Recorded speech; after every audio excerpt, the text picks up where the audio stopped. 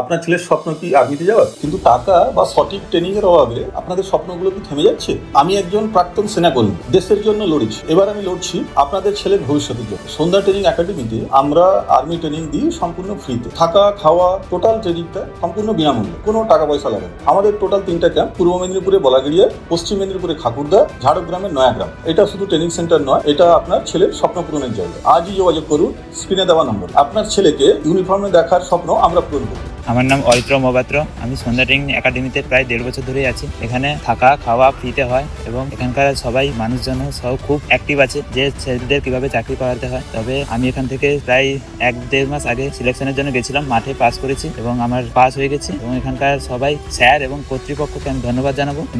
আমার পাস হওয়ার প্রতি প্রচুর অবদান আছে।